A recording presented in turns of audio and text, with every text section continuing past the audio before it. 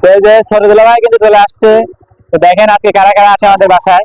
তো আজকে আসলে শ্বশুর বাড়ি আসলাম হচ্ছে, আমার শ্বশুর ফোন করার আগেই ও আমার ফোন দিয়েছে, দিয়ে বলতেছে ভাই আজকে আমাদের এলাকায় জালসা, আপনি এবং আপনার বন্ধুরা সবাই কিন্তু আমার বাড়িতে আসবেন। তো এটা শুনে ভালো লাগলো যে আমি এবং আমার বন্ধুদের সহ ইনভাইট করেছে ছোট মানুষ, এর জন্য তোমাকে অসংখ্য ধন্যবাদ। তো কি আসলে কি আমাদের জন্য কি আয়োজন থাকছে আজকে?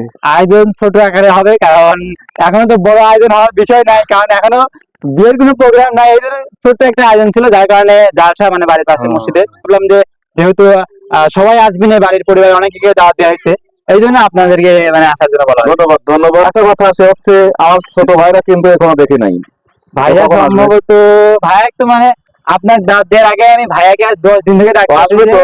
হ্যাঁ আসবে, ইনশাল্লাহ আসবে, ছোট দুলাভাই আসবে। আপনাদের খালি ভালো লাগলে আমি বড় দুলাভাইয়ের সাথে থাকি। আসলে ছোট দুলাভাইকে নিয়ে আসি, সব জায়গায় আসবেন আসলে আসবেন। যাওয়া হয় না, ছোট দুলাভাই যায় না, হ্যাঁ কাজে হ্যাঁ, ব্যস্ত ও থাকে এই ব্যস্ত জন্য। থাকে তো এই তো জন্য। আজকে ছোট দুলাভাইকে দাওয়াত দেওয়া হয়েছে, ভাইয়ের আগে কিন্তু আমি ছোট দুলাভাইকে দাওয়াত দিছি।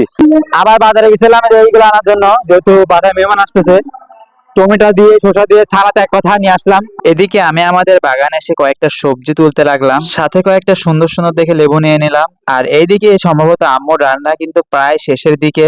বাড়ির পাশে মাহফিল হওয়ার কারণে আমরা পরিবারের ভাই বোন এবং ফুবা ফুবিরা সবাই কিন্তু একসাথে হয়েছি। আর পরিবারের সবাই একসাথে মানেই অনেক আনন্দ।